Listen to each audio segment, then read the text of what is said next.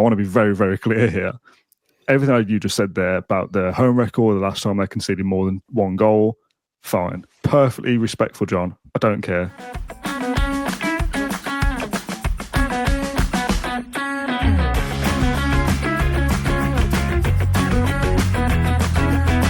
Hello and welcome to the Claret and Blue podcast, and it's match preview time. John, I'm sure you're delighted to hear football is back, or proper football anyway. Yes, I don't know if non-league fans will agree with you there.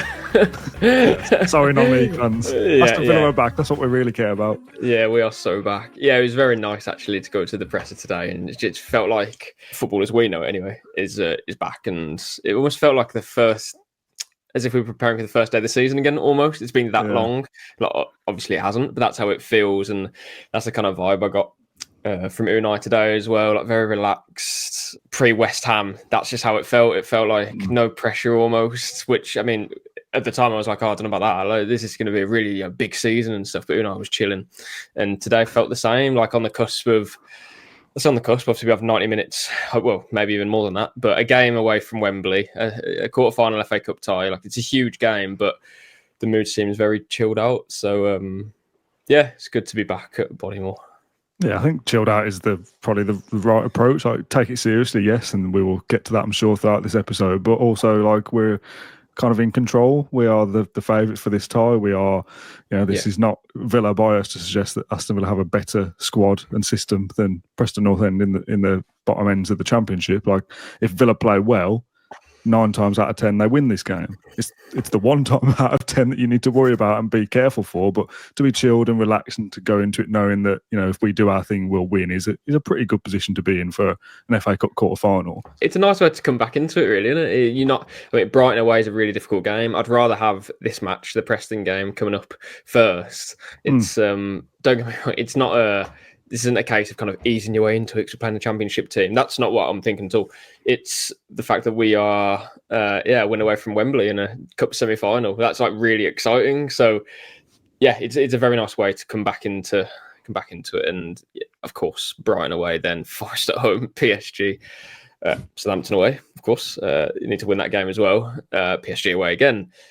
Oh, sorry, PSG at home again. You don't play them twice away, and then Newcastle. Like, the game's coming thick and fast. Then after that, possibly a semi-final of an FA Cup. There's a lot that's going to happen in the next few weeks. So I'm treating this Preston game as just let's get the job done and enjoy ourselves. Hopefully, 5,634, I think, is away fans that will be there, at least in the away end.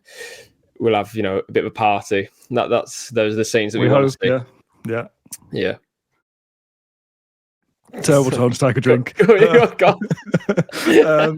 should say this podcast is sponsored by NordVPN. I'm your host, Dan Rowlinson, and that's John Townley, who you just heard for the first minute. I normally do that at the start, but I forgot. Actually, let's just go straight into some embargo stuff, shall we? Seeing as we can't usually. This video is coming out on the Saturday morning, but we record it on the Friday. You said on a previous episode that you are looking forward to getting in to see Emery and ask him about Daniel Marlon. And you have done. The kind of main takeaway from it is had a conversation, not recently, a few weeks ago, in fact, before the March international break. He had a bit of a conversation with him, essentially just assuring him of, it's been a bit of not the start that anyone was expecting, basically. Not in terms of him not playing well. I've said that before. I think he's actually done well when he's played. But it's the other stuff. It's not being in the Champions League team. It's not playing as much as he would have liked. Obviously, that he's had an illness as well.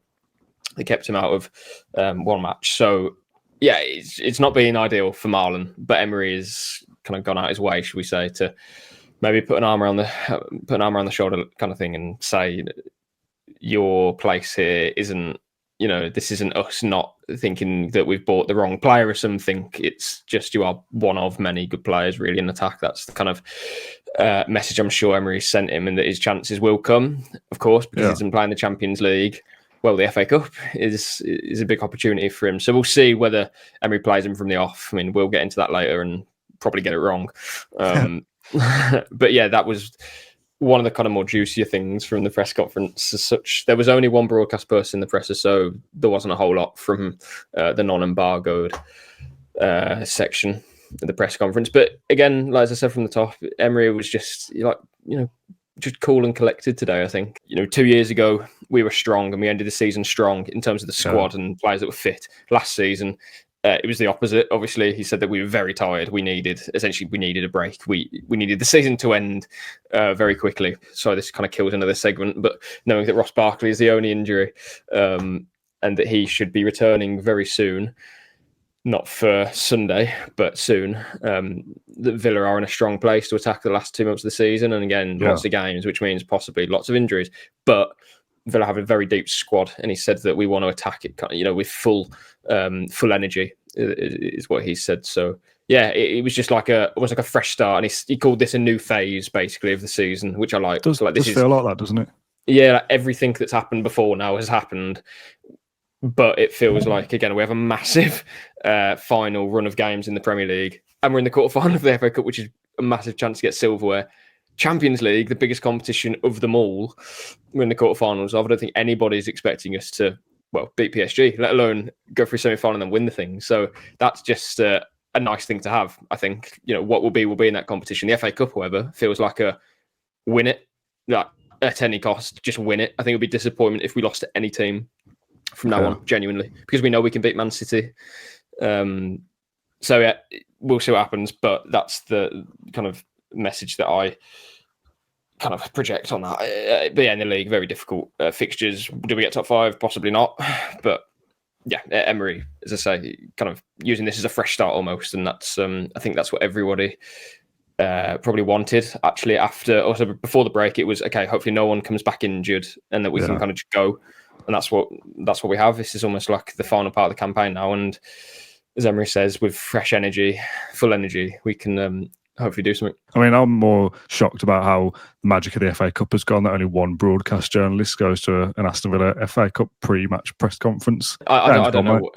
I don't know what the reasons are for that, but that was just why it was a little bit shorter than usual. I mean, this podcast will probably be shorter than usual, as you've killed all the segments with the Barkley injury news. Well, we can have a chat about Barkley. Yeah, it's good that he's coming back. Obviously, there's been some frustration about the length of the injury and what's actually happened to him, and he might make it for the Chelsea squad, was it, I think? And then, maybe Liverpool, maybe this. And it's still not even for Preston, I suppose, as the wider talking point around picking an 11, which we'll do in a sec. It's good that we have options.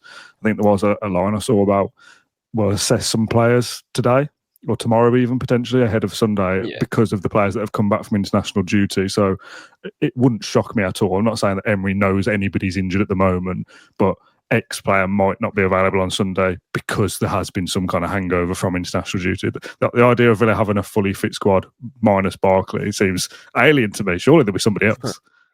I know, and I remember actually for the Fulham match, I always go back to this Fulham match because it was like, we have a fully fit squad, what's going on? And we were talking about, Nedeljkovic might not be on the bench. Little did we know a few months later. Yeah. But now it's a situation where we've added another 5 players. So I'm wondering, who drops out of this squad? And not just for the Preston game. If we stay fit for Brighton, who does he not take? So it's maybe Leon Bailey will probably start after I say this, but maybe Bailey doesn't feature because it's like, he's just come back from representing Jamaica, their national team for the first time in a bit of a while. So it's a bit alien for him to, at least in the past couple of years, to now come back and play. So it was Bailey, Andres Garcia, Emi Martinez, and I know I'd forget the last one, Robin Olsen, randomly. Not too sure why, but they were the players who only came back to Bodymore on Friday.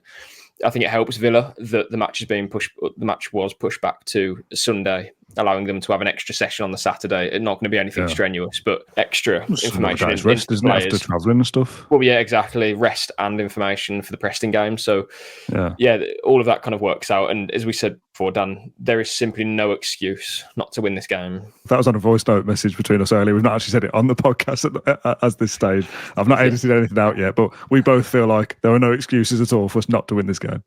No, absolutely not. If we don't go through, something bad has happened, and that's no disrespect to Preston, but that we're in the quarterfinal of Champions League. Like, we know that we're better than this team, and you have to show up on the day. And of course, I put out a piece earlier. Basically, 2 big reasons why Villa can't afford to take Preston lightly. The first one is that Stevenage happened and Bradford happened, so that when Villa haven't turned up for a cup game. Say I haven't turned up, but if you're not going to give it your all, essentially, or, you come a cropper. And I also mentioned this team is obviously vastly better than both of those sides. Yeah. But equally, Preston are better than Bradford, and in terms of their league ranking, and they're obviously better than Stevenage, and we're playing at Deepdale, 22,000. I was going to say pounds then. Yeah, sorry, sellout. I was going to say something else. Anyway, yeah, and then the other reason is that at home, yes, it's Preston. Yeah, they play mostly Championship opposition, but they are very strong. So 15 games unbeaten now. The last time they lost was back in November.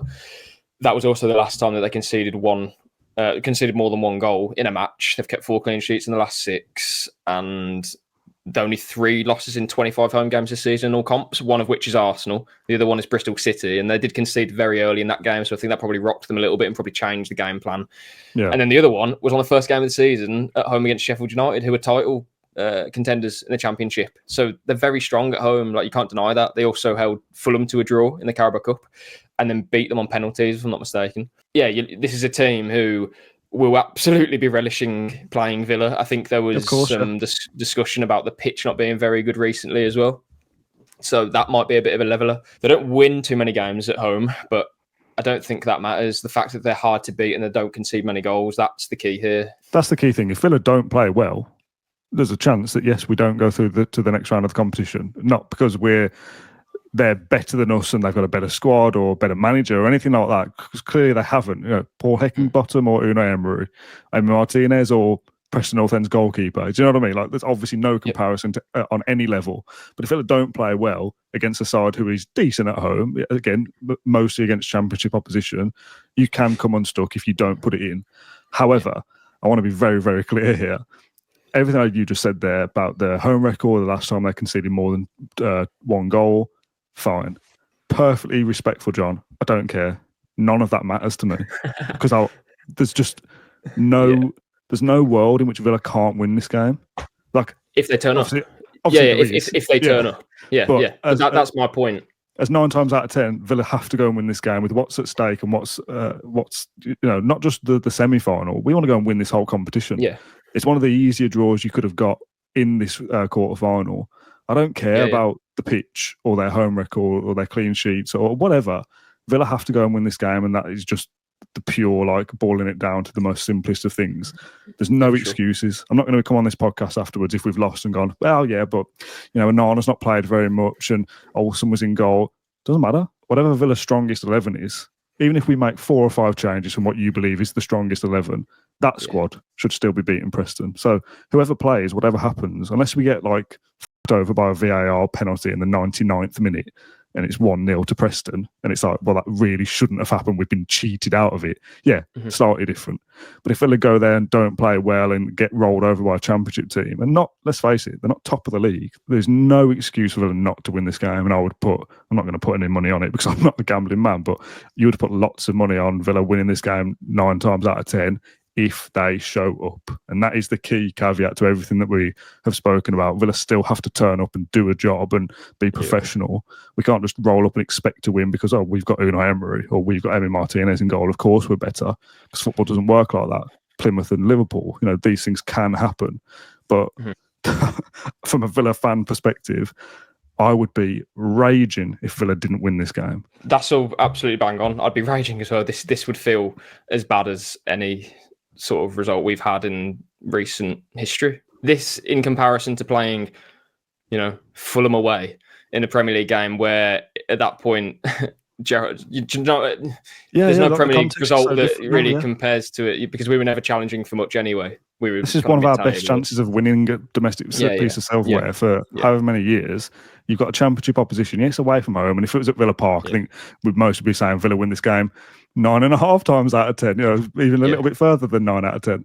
But the fact it's away, a little bit different. The pitch, whatever, the crowd, they're going to be up for it. To them, this is almost like a cup final, to be as respectful as possible. Like, it would be a scoop if they beat us and got to the actual semi-final and got to Wembley, and a big day out for Preston.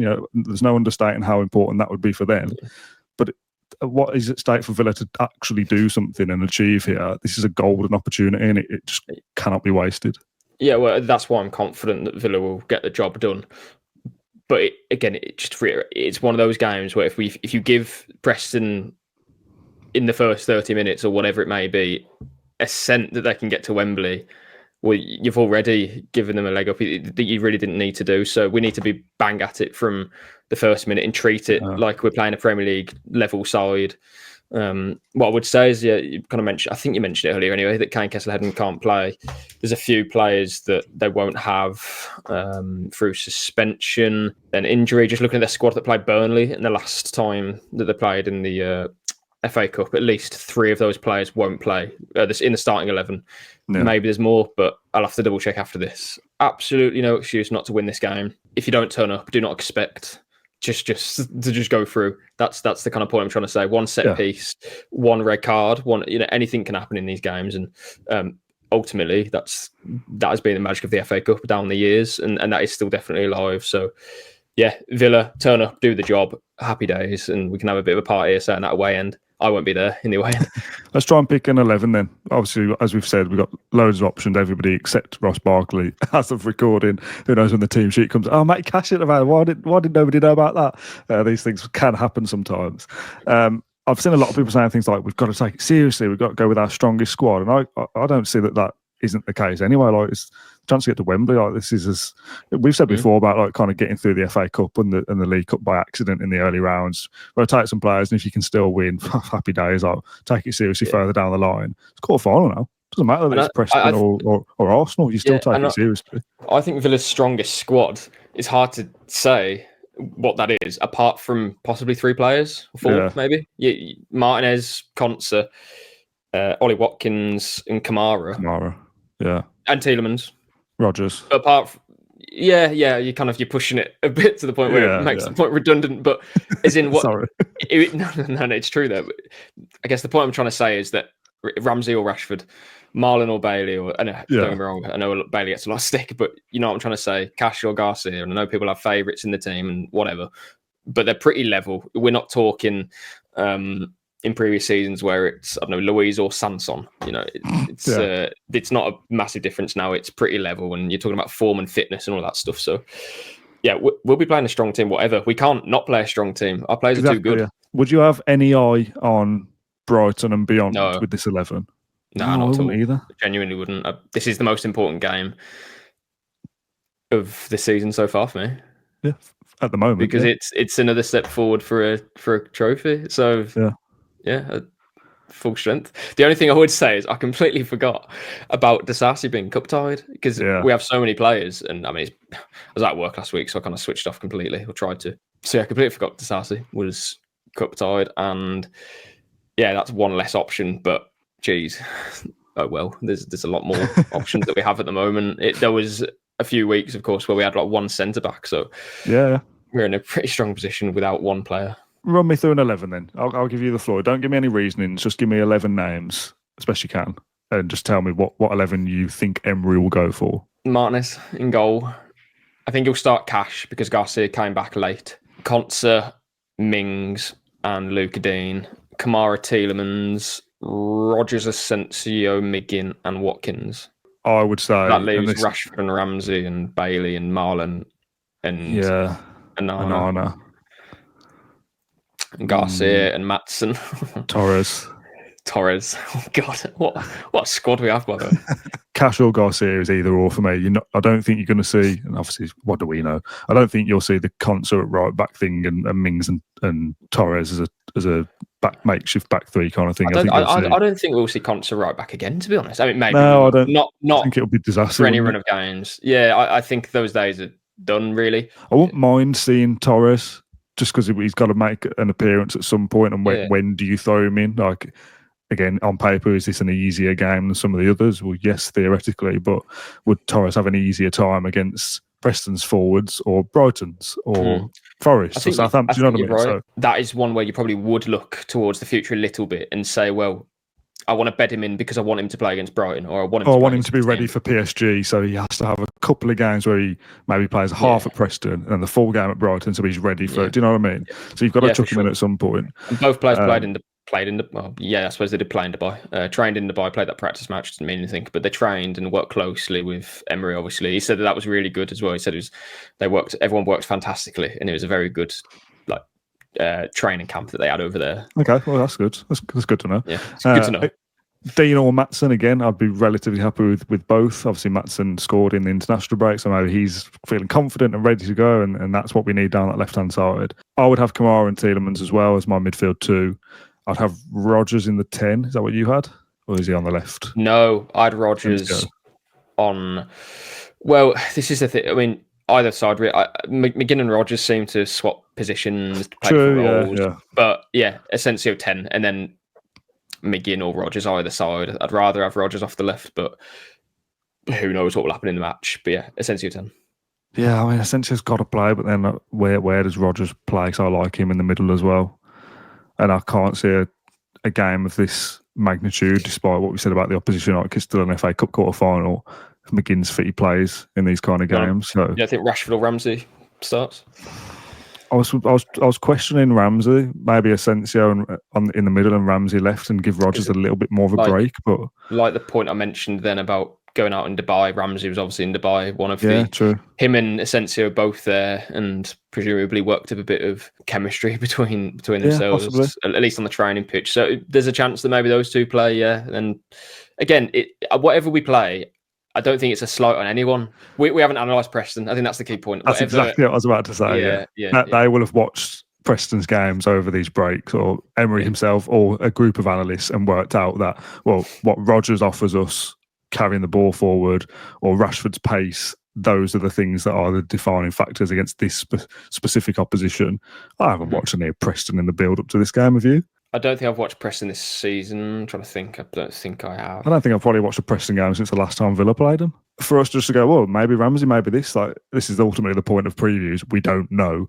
They will know better than us. But if Rodgers was not in this game to give him a bit more of a break, I wouldn't be like, oh, that's a disaster. Like, we need him against this team because he's so good. Well, he is. But so is Asensio. So is Ramsey. Is there anything, I know you just said not to keep an eye on the other games, but to give Marlon maybe a run in because he won't get the Champions League, that he plays up front maybe, and Watkins doesn't. Watkins plays, doesn't he? I think surely. I mean, only if Emery thinks that there's a weakness that Marlon can exploit. Because this isn't I don't know, you know this, and everyone else will as well, but this isn't we feel sorry for Marlon. He hasn't played that much. Playing this quarterfinal of the FA Cup, like, there's no sentiment in this game for it at any level. It's been difficult because we almost seem oversubscribed in these positions a little bit. Yeah. Welcome back to the score prediction segment, everyone's favourite part of the show, where we have a stab at predicting the score very poorly more often than not. We don't track any of the cup games, but because it's a quarter final, we are going to keep track and add this into the scores for the season.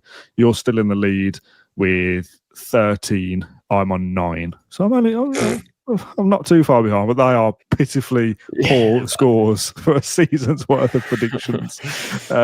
So we'll reveal them on 3, 2, 1. Same scoreline difference. You said 2-0 Villa. I've said 3-1. I just don't see a world in which Villa don't win the game. If we turn up, I'd agree. Yeah, it all depends on our attitude towards it, and I'm sure it'll be fine. I'm going to read out the other 3 quarterfinals. I want you to tell me who's going through from each of them. I'll do the same as well. I'll just pick the opposite to whatever you pick. So first game, which is later today, is 12:15, Fulham, Crystal Palace. Oh, you threw me off there later today. I'm speaking to the audience, John. Yeah. I think Palace. Do you? I think Fulham, genuinely, not just to be different. I think Fulham. No, that it's a flip of a coin, but yeah. I think Palace. 5:15 on the Saturday, Brighton Forest. Now, this is quite a tasty fixture. Forest obviously doing very well in the league. It's a good chance for them as well. But Brighton, they're decent as well. I'm going to go with Forest though. Another away win. Yeah, I think Brighton. Forest in the FA Cup have been very lucky to get as far as they have. Being extra on penalties, Ipswich on penalties, which again is fine. They're doing amazingly in the league. It just feels like they went to their old ways a little bit when they played in the FA Cup, and maybe they're not giving it their all. Maybe they will now, but they beat Brighton 7-0. So, but Brighton have been really strong at home, so I'll say Brighton. different in everyone so far, apart from Villa. And the final game, Bournemouth, Man City. That is obviously, as you said, after us. That's the 4:30 kickoff, so the draw will be after that. Do I want Bournemouth to win? I probably do, don't I? I don't really want We don't want to play Man City if we can help it. Yeah. There's also a part of me that thinks, well, Man City are, at this stage, are they more beatable than Forest or Bournemouth? Or maybe yes. So, Man City, they'll just find a way somehow. I think Bournemouth. Even do you actually? Yeah, I just think they will. I mean, I massively disagree with that, but we've actually gone different on every single fixture. And I didn't think we were going to. Yeah. I said Bournemouth before, and even after the couple of suspensions that I think are factually correct, I still think they'll do it. So yeah, I'll give it Bournemouth. That'll do for this show. Thoroughly enjoyable. It's good to be back talking about Aston Villa, and I'm looking forward to doing the post-match show and the content that comes after a game as well, because the preview is obviously just guesswork. We don't know what the team's going to be picked or whatever. What actually happened. Yeah, well, that's true. So the meltdown if we didn't win. God. Oh, mate. I'm not. I won't be there for that. But I have to be. But you know what I mean. I was going to say, I will be doing the post-match show on Sunday, regardless of the outcome, which I'm absolutely not looking forward to if Villa don't win. But come on, I think we're only. It's kind of like the Bruges game of like. I haven't even thought about us being knocked out of this competition. Yeah. I'm pretty certain we're going through. If you've enjoyed this episode of the Claret and Blue podcast, then please do get in touch on the YouTube comments, or there's a Spotify comments feed as well. So if you want to leave your thoughts on the show and your predictions for the game, you can do so there. Myself and Matt Kendrick will be back for a post-match show on Sunday afternoon, probably, I don't know, 4 o'clock or something like that as a rough guess. So we'll have one eye on the Bournemouth Man City game as well. Thank you for watching or listening to this episode of the Claret and Blue podcast, and we'll see you for the post-match reaction on Sunday.